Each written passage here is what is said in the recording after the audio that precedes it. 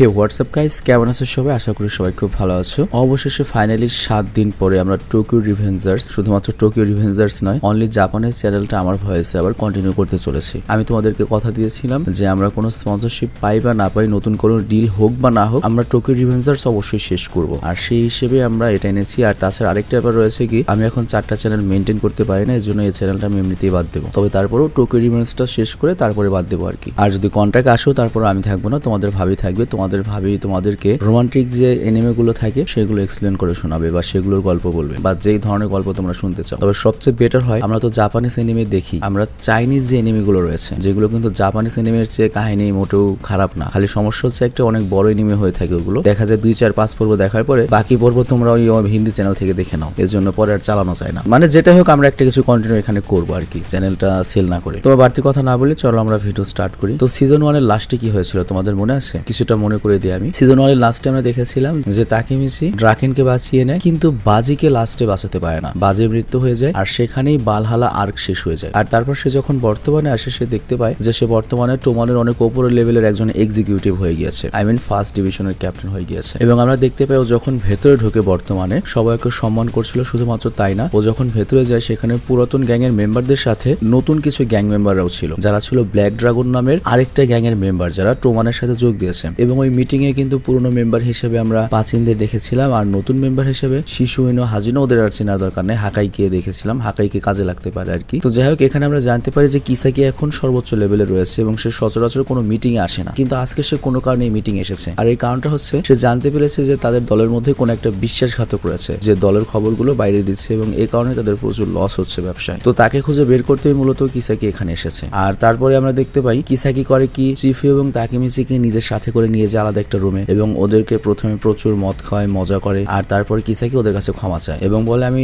লাইফে আগে যা ভুল করেছি তার জন্য তোদের কাছে ক্ষমা চাচ্ছি, মানে বাজিকে বাড়ার পেছনে আমার হাত ছিল, এই সব আর কি। তো এরকম কিসাকি ভালো কথা বলতে বলতে দেখা যায় যে ওরা দুজন বেহুশ হয়ে যায়, মিন চিফু আর তাকেমিচি। আর এরপরে কিসাকির আসল রূপ দেখা যায়। আমরা দেখতে পাই কিসাকিকে ওরা চেয়ারের উপরে বেঁধে রেখেছে। তো কিসাকি তখন বলে ওঠে, আমি প্রথম থেকেই জানতাম চিফু, তুই সেই ধোঁকাবাজ আমাদের দলের মধ্যে এবং তোর জন্যই পুলিশ আমাদের পেছনে পড়ে রয়েছে, এমনকি তুই পুলিশের সাথে আসছিস। আর তারপর কিসাকি করে কি, চিফুকে মাথায় গুলি করে মেরে দেয়। কিন্তু মরে যাওয়ার আগে চিফু তাকেমিচিকে বলে যায়, প্লিজ তাকেমিচি, এখন থেকে টোমনের দায়িত্ব তোমার, টোমানকে তোমার বাঁচাতে হবে, তুমি বাঁচিয়ে নাও। আর এরপর কিসাকি করে কি, তাকেমিচির মাথাও পিস্তল রাখে। আর ওখানেই কিন্তু সিজন 1 শেষ হয়ে গিয়েছিল। তো সিজন 2 প্রথম এপিসোড যখন শুরু হয়, তখন আমাদের আবার সেই দৃশ্যই দেখানো হয় যেখানে তাকেমিচিকে অনেক টর্চার করছিল কিসাকি তথ্য বের করার জন্য এবং ওকে ব্লেম করছিল, তুই ওর সাথে জড়িত ছিলি, তুই টোমানকে ধোকা দিচ্ছিস, তোর সাহস কিভাবে হয় এমনটা করার, বল আমাকে। তো তাকেমিচি নিজেও কনফিউজড হয়ে যায়, কারণ ও তো পাস্টে ছিল, ভবিষ্যতে সেই সব দেখতে পাচ্ছে। ও তো পুরো অবাক যে কি করেছি আমি, বিষয়টা কিন্তু খুবই স্বাভাবিক। তো তাকেমিচি চুপ থাকার কারণে কিসাকি আরো রাগ হয়ে যায় এবং তাকেমিচির মাথায় বন্দুক রেখে বলে, তোকে এখন মরতে হবে। বাট এই কথা বলার সময় আমরা দেখতে পাই কিসাকির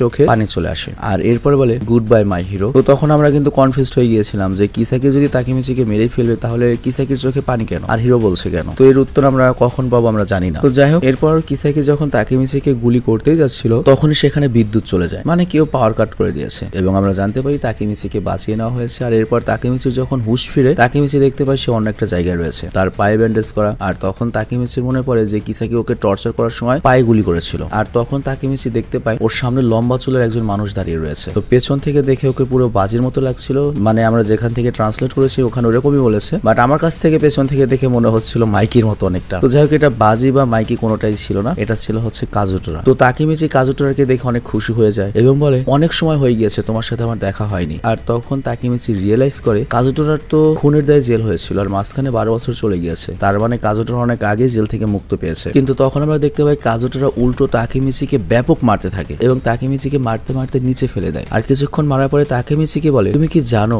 কিছুদিন আগে একটা মেয়েকে কিছু লোক ঠিক এভাবেই মিলে মেরেছিল। আর তারপর মেয়েটিকে বাঁচানোর জন্য আমি যখন সামনে যাই আমি জানতে পারি যে টোমানের গ্যাং মেম্বার ওকে মারছে। তো এই পয়েন্টটা কিন্তু মনে রেখো যে কোন একটা মেয়েকে টোমানের গ্যাং মেম্বাররা মারছে, কোন মেয়েকে মারছিল, কার কথা বলছে কাজুটোরা। তো যাই হোক, তাকেমিচি তখন বলে, টোমানের অবস্থা এত খারাপ হলো কিভাবে? তাকেমিচি নিজেই শকড হয়ে গিয়েছিল, সে তো নিজেই জানতো না হচ্ছেটা কি। তো কাজুটোরা তখন তাকেমিচিকে বলে, ড্রাকেনের জেল হয়ে গিয়েছিল আর এর কিছুদিন পরে মাইকেও উধাও হয়ে গিয়েছিল। আর তারপর থেকেই টোমান ভুল পথে যেতে শুরু করেছে। আর তারপর টোমানকে ঠিক করার জন্য চিফু একা লড়াই করছিল। আর এরপর আমাদের অতীতের দৃশ্য দেখানো হয় যখন কাজুটোরা মাত্র জেল থেকে বাইরে আসলো। আর আমরা জানি কাজুটোরা আর চিফু কিন্তু অনেক পুরনো সম্পর্কের। তো যাই হোক, চিফু কাজুটোরাকে নিয়ে যাওয়ার জন্য আসে এবং তারা দুজন একসাথে যখন গাড়িতে করে যাচ্ছিল তখন চিবু কাজুটোরাকে সকল তথ্য দিচ্ছিল টোমান গ্যাং এর ব্যাপারে, যে কিভাবে টোমান ভুল পথে যেতে শুরু করেছে, যেমন আগে টোমান গ্যাং কেমন ছিল আর এখন টোমান গ্যাং কেমন রয়েছে। আর এই সবকিছুর পেছনে ব্ল্যাক ড্রাগন গ্যাং মেম্বারদের হাত ছিল। মানে যখন থেকে ব্ল্যাক ড্রাগনের মেম্বাররা যোগ দিয়েছে তারপর থেকে টোমান বিগড়ে গিয়েছে, কারণ ব্ল্যাক ড্রাগনের মেম্বারদের কাছে প্রচুর টাকা রয়েছে। মানে ওরা প্রচুর চাঁদাবাজি করে, প্রচুর 2 নম্বরই ব্যবসা করে, আর এ কারণে ওদের টাকা অনেক বেশি এবং বর্তমানে টোমান ওরাই নিয়ন্ত্রণ করছে। আর ওই টাকা জিনিসটাই মাইকিকেও বিগড়িয়ে দিয়েছিল।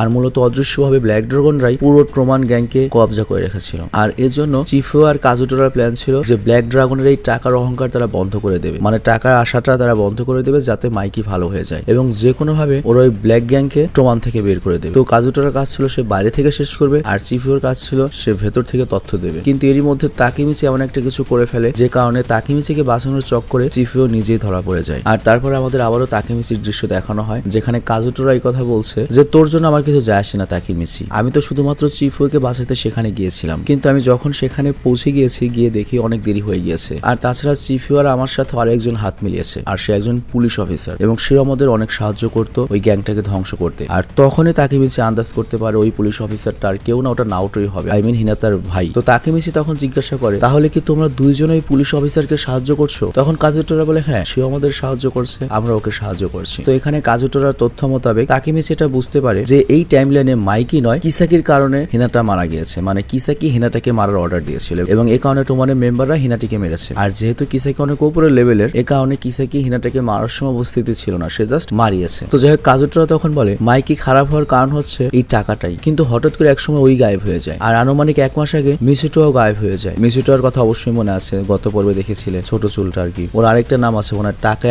বা মিসুটো নাকি এই ধরনের কি একটা জানো, তোমরা কমেন্টে বলো। তো যাই হোক এরপর কাজুটোর আরো বলে যে কালকে তোকে যখন মারছিল ওই মুহূর্তে পাচিন আর পিয়ানেরও মার্ডার হয়ে গিয়েছে, তার মানে পুরনো মেম্বার সব শেষ। তো আমার কাছে মনে হচ্ছে এটা মাইকি হয়তো দূর থেকে করাচ্ছে তার পুরাতন মেম্বারদের শেষ করার জন্য, কারণ সে তার পুরাতন মেম্বারদের আর বিশ্বাস করতে পারছে না। তো এই কথা শুনে তাকিমিচি তো পুরো টাসকে খেয়েছে এবং চিন্তা করে এটা কিভাবে হতে পারে, মাইকি কোনোদিন কিভাবে এমন হতে পারে। তখন কাজুটোরা বলে আমি জানি না, তবে তোকে এখন আমি কারোর সাথে দেখা করাতে চাই, তাহলে চল। এরপর তারা একটা গলির সামনে এসে থামে আর কাজুটোরা তখন তাকিমিচিকে বলে ওই গলিতে একটা লোক তোমার জন্য অপেক্ষা করছে। তো এরপর তাকিমিচি যখন গলির ভেতরে আসে তখন সেখানে সে নাওটোকে দেখতে পায়, মানে ওর শালা আর কি। তো সে যখন নাওটোর কাছে যায় নাওটোকে দেখেও তো অনেক খুশি আর বলে নাওটো কেমন আছো তুমি? আর নাওটো বলে আরে তাকিমিচি কত বছর পর দেখা, কি অবস্থা তোমার? এবং তারপরে সে তাকিমিচিকে হ্যান্ড ট্র্যাপ পরিয়ে দেয় এবং চারপাশ থেকে তাকিমিচিকে পুলিশ ধরে ফেলে হাতে নাতে। আর নাওটো বলে খুন করার অপরাধে তোমাকে গ্রেপ্তার করা হলো, আর এবার চলো আমার সাথে। তো এটা দেখে তাকিমিচি তো চমকে যায়, কি খুন করার অপরাধে আমাকে গ্রেপ্তার করা হলো? আমি কাকে খুন করলাম? তো এই দৃশ্য দেখে মনে হচ্ছে এই টাইমলাইনে হয়তো নাওটো আর তাকিমিচি একসাথে কাজ করছে না। তো যাই হোক এরপর নাওটো তাকিমিচিকে গ্রেপ্তার করে পুলিশ স্টেশনে নিয়ে যায় আর নাওটো তাকিমিচিকে বলে তুমি যখন পাস্টে গিয়েছিলে সেখানে তুমি যা যা পরিবর্তন করেছো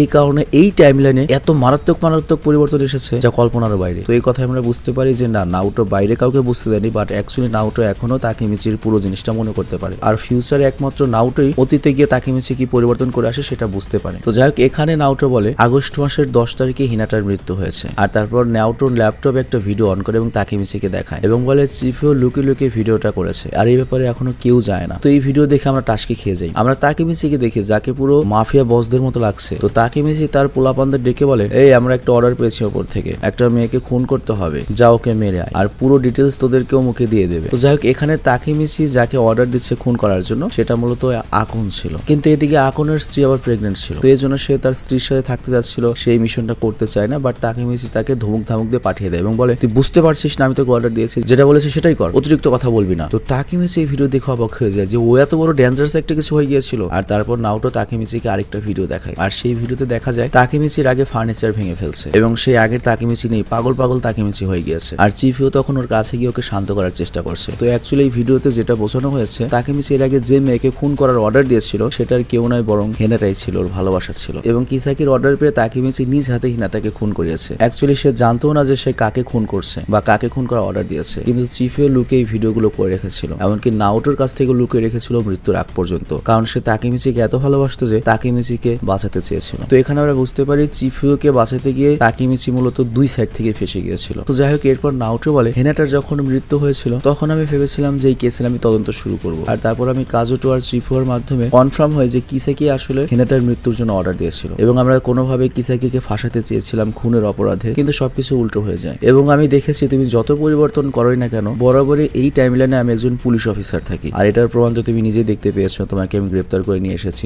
আর আরেকটা বড় ডেঞ্জারাস ব্যাপার হচ্ছে, তুমি টাইমলাইনে যতই পরিবর্তন না করো না কেন, হিনাটার মৃত্যু হচ্ছে। তো এই কথা শুনে তাকিমিচি অবাক হয়ে যায় এবং সে কান্না করতে থাকে। আর সে এবার এই জন্য কান্না করতে থাকে কারণ হিনাটাকে বাঁচানোর জন্য পাশে গিয়েছিল, কিন্তু এবার হিনাটা ওর কারণেই মারা গিয়েছে। তো পাগলের মতো বলতে থাকে, নাউটো আমি এটা কিভাবে করতে পারি? ব্যাস অনেক হয়েছে, তার মানে আমি কোনোভাবেই আর কোনো কিছু পরিবর্তন করতে পারবো না, আমার দ্বারা আর কিছু হবে না। বাট তখন নাউটো তাকিমিচিকে মোটিভেট করতে থাকে এবং বলে, তুমি এমন করো না, তুমি নিশ্চয়ই হিনাটাকে বাঁচাতে পারবে। তোমার কি মনে নেই প্রথম টাইমলাইনেও কিন্তু আমি মার খাচ্ছিলাম, তুমি আমাকে বাঁচিয়েছিলে, তার জন্য আমি আজকে পুলিশ অফিসার। তুমি ড্রাকেনকেও বাঁচাতে পেরেছো, কাজেটোরাকেও বাঁচিয়ে নিয়েছো, এবং ভবিষ্যৎ যেমনই হোক তুমি কিন্তু কখনোই হার মানোনি। তুমি ভবিষ্যৎ দেখে আবার অতীতে গিয়ে আবার কাজ করেছো, আবার কষ্ট করেছো, সবসময় এগিয়ে গিয়েছো। আর আমার চোখে তুমি একটা হিরো, তুমি সত্যিই সাহসী, এবং আমার বিশ্বাস একমাত্র তুমিই হিনাটাকে বাঁচাতে পারো। আর তারপর নাওটো তাকিমিচিকে বলে, তুমি যতবার হিনাটাকে বাঁচানোর চেষ্টা করেছো ততবার কিসাকি হিনাটাকে কোনো না কোনো ভাবে খুন করিয়েছে। তো তোমার কি মনে হয় এটা কি কাকতালীয় ঘটনা? আমার তো মনে হয় না। আমার তো মনে হয় কিসাকি তোমার আর হিনাটার মধ্যে অবশ্যই কোনো গোপন ঘাপলা রয়েছে। তো এবার অতীতে গিয়ে তোমার জানতে হবে যে কিসাকি তোমার আর হিনাটার মধ্যে কি এমন ঘাপলা রয়েছে যার কারণে সে হিনাটার পেছনে পড়ে রয়েছে। তো এরপর নাওটো তাকিমিচিকে বলে, শোনো, তোমাকে এখন ডিটেনশন সেন্টারে পাঠিয়ে দেওয়া হবে, পুনর্নির্বাসন কেন্দ্রে বা জেলে। তো এই কারণে তোমার সাথে আমার দেখা অনেক কম হবে, আর বলতে গেলে প্রায় অসম্ভব হয়ে যাবে। তো আমার মনে হয় এখনই তোমার অতীতে যাওয়া উচিত, কারণ এখন যদি তুমি অতীতে যাও তোমাকে জেলে না পাঠিয়ে হসপিটালে পাঠানো হবে, মানে অতীতে গেলে ও তো অজ্ঞান হয়ে যায়। তো নাওটোর কথা শুনে তাকিমিচি মোটিভেট হয়ে যায় এবং নাওটোর সাথে হাত মেলায়। কিন্তু তাকিমিচি জানে যে সে এক্সাক্ট 12 বছর আগে যেতে পারবে, এর বেশি আগে তো আর যেতে পারবে না। তবে তারপর সে জানার চেষ্টা করবে অতীতে এই সময় কি পরিস্থিতি ছিল এবং এই পরিস্থিতি থেকেই হিনাটাকে কিভাবে বাঁচানো যায়। তো যাই হোক, যেতে যেতে চিফিউর উপরও শুকরিয়া আদায় করে, সাথে কাজেটোরার উপরও শুকরিয়া আদায় করে এবং সিদ্ধান্ত নেয় যে কোনো ভাবে সে এবার ভবিষ্যৎকে পরিবর্তন করে দেবে। তো যাই হোক, এরপর তাকিমিচি যখন অতীতে যায় তখন সে দেখতে পায় সে হেনাটার সাথে বোলিং খেলছে, আর এদিকে হেনাটা একটা বল ছুড়ে মারার চেষ্টা করছিল, বাট সে ছুটতে পারেনি। আর তখন তাকিমিচি হিনাটাকে দেখে বলে, ইস, মেয়েটা কত কিউট। আর এই কথা বলে সে কান্না শুরু করে দেয়। মানে বুঝতেই পারছো এই হিনাটাকে নিয়েই তো পুরো সিরিজটা, এবং হিনাটা তো ভবিষ্যতে মারা গিয়েছে, আর কেউ না জানলে তাকিমিচি তো জানে। আর তাকিমিচি আবারও হিনাটাকে দেখার সুযোগ পেয়েছে, তো একটু আবেগিত হবে। তো যাই হোক, তখন তাকিমিচির আরো মনে পড়ে যে ওরা একসময় এই ক্লাবে এসে বোলিং করতো। তো যাই হোক, এরপর ওর পালা আসে, ও বল ছুড়ে মারার জন্য রেডি হয়, আর ওর সাইডে আমরা আরো একজন লোককে দেখতে পাই, আর ওই ছেলেটাও একদম ওর মতো করে বল ছেড়ার চেষ্টা করে। তো ওরা দুজনেই বল দিয়ে সব স্টিক ভেঙে দেয়, আর তখন সাইডে থাকা ছেলেটা বলে ওঠে, দারুণ তো, আমরা দুজনেই স্ট্রাইক করেছি, জিতে গিয়েছি। তো এখানে আমরা দেখতে পাই ছেলেটা মনে করো একটু ডেঞ্জারাস টাইপের, ওর চুলের কালার ছিল হচ্ছে নীল, খুব বেকায়দা কাটিং দেওয়া। আর আমরা জানতে পারি এই ছেলেটা ব্ল্যাক ড্রাগনের মেম্বার হাইশিবা ছিল, আর ভবিষ্যতে তো ওকে তাকিমিচি দেখে এসেছে যে এটা তো হাইশিবা, আর তাকিমিচি ওকে দেখে ভয় পেয়ে যায়। আর এখানেই টোকিও রিভেঞ্জার্স এর সিজন 2 1 নম্বর এপিসোড শেষ হয়ে যায়। তো যাই হোক, আজকের মতো আমি বিদায় নেব। 2টা এপিসোড তো আমার পক্ষে পসিবল নয়, ঈদের পর থেকে 2টা এপিসোড কন্টিনিউ করার চেষ্টা করবো, বা আমার শরীর ভালো লাগলে আমি কালকেও করতে পারি। তো আমি বিদায় নিচ্ছি, ভালো থেকো, সুস্থ থেকো, টেক কেয়ার, বাই বাই।